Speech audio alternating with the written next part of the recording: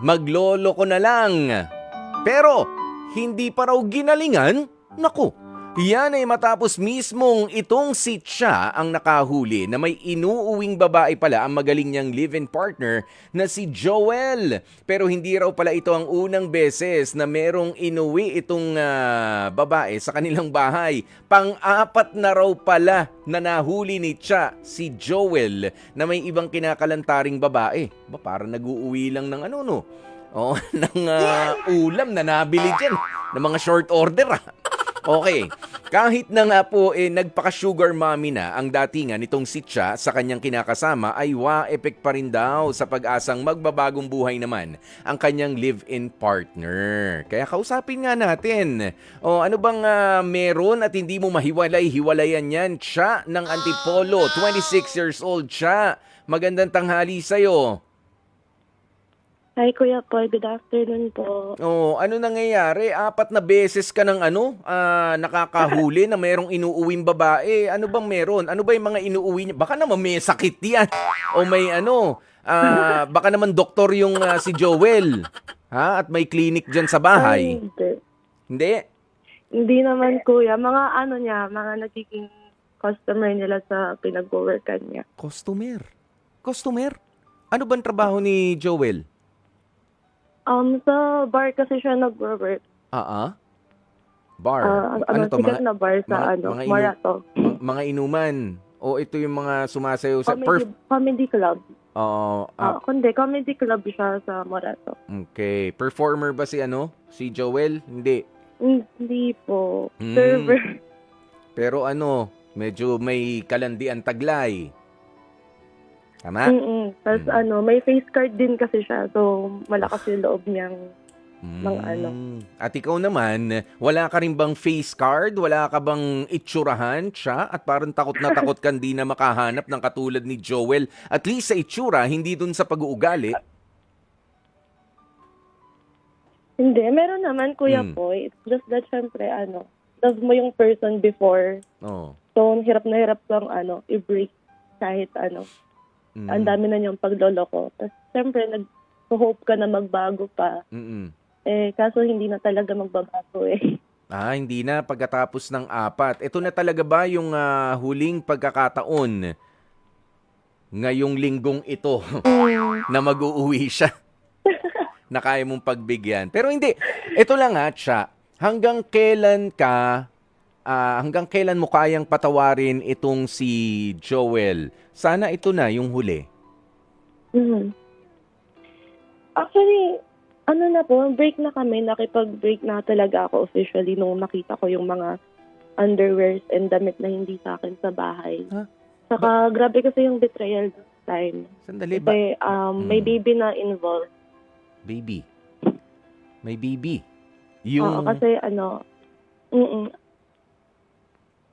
Kaninong baby? No. Kasi Kuya po, I got pregnant. I got pregnant this year, nung January.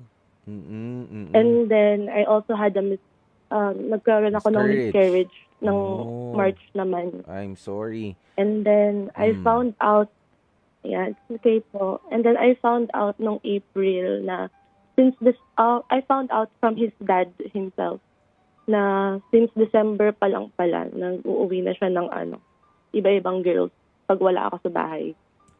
Ganon. Saan ka ba nagpupunta? Sa work? Apo, sa work. Tsaka umuwi rin ako dito sa bahay ng parents ko. Ayan. Pero masasabi mo ba ngayon, sa likod ng mga nangyaring yan, na tapos na ang, sabihin na natin, masakit man lunukin, pero ang katangahan, ang pagbubulag-bulagan na nangyari sa'yo, Cha?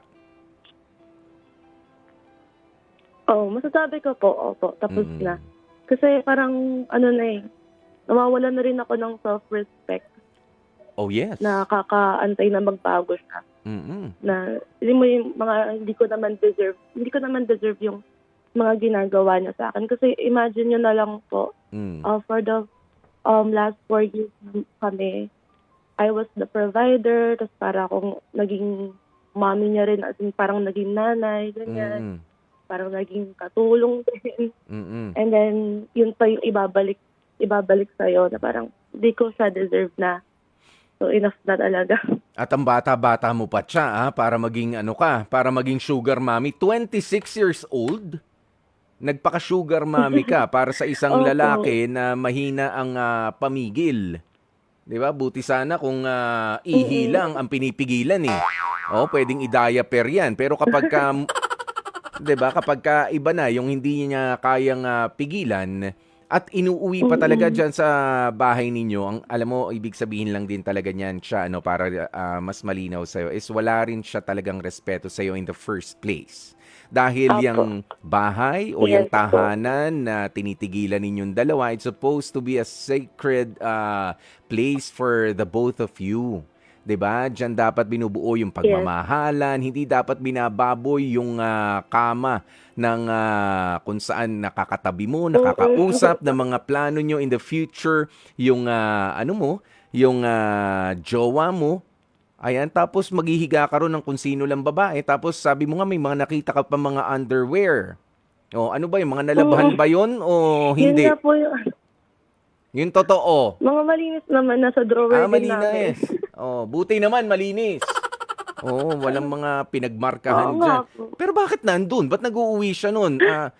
Maybe he's sick in the head din, itong si Joel. Ano ba yan? Kinikip niya? Memorabilia? Remembrance? May pangalan? Hello?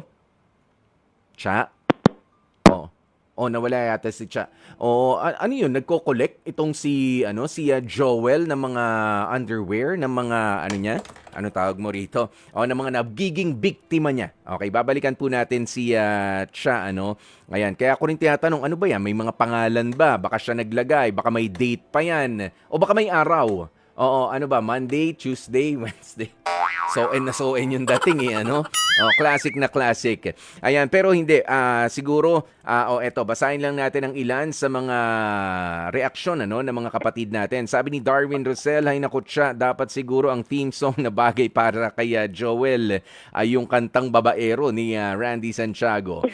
Sabi naman ni Mario Leyva Jr., naku siya, huwag kang pumayag, gantihan mo ang live-in partner mo. Iuwi mo rin ako. Huy, tumigil ka dyan, Mario. Ayan, taga-antipolo lang din naman ako.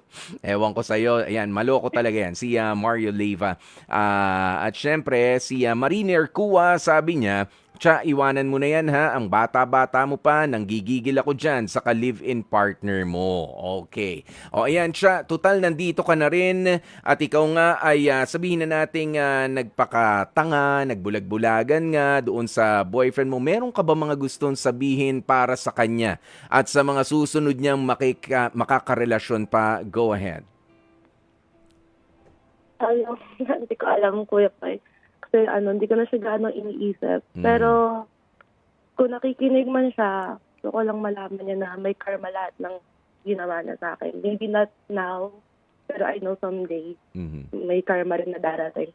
At saka mag-protection siya kapag nag-aano siya ng ibang girls. Kasi nakausap ko yung isang girl niya before. Hindi daw sila gumagamit ng protection. So, naku. ayun. Yun lang. Yun lang po. Naku po. Pero eto, meron ka ba mensahe para sa iba namang mga girls na katulad mo na umaasa pa rin sa pagbabago pero wala na talaga yan? Kapag ka na isa, dalawa, tatlo, apat na, sige. Ako naman, yung sa akin lang, I mean kasi, pag ikaw yung partner, talagang iisipin mo na magbabago pa siya. Pero kung para sa mga girls na katulad ko, parang ubusin nyo lang ng ubusin yung sarili nyo. Kasi kahit anong advice naman ng friend or parent nyo, kung decision nyo pa rin yun kung babalikan nyo eh. Pero, yun nga, ubusin yung sarili nyo until wala na kayong kayang ibigay at tanggapin doon sa partner nyo after lahat ng mga isa sa nang ginawa sa inyo. And then, sige siya. When healing starts. Alam mo, gusto kong magkaroon ng part 2 ito para mas malinaw pa yung mga sasabihin mo at mga pagkikwentuhan natin, ha? Pero sa ngayon, maraming salamat na muna sa pag-amin sa amin dito sa ating programa sa H2H. Pwede ba magkaroon ng part 2 itong pag-uusap natin ito? Pwede naman, Pwede naman. Yan. Sige. Maraming salamat.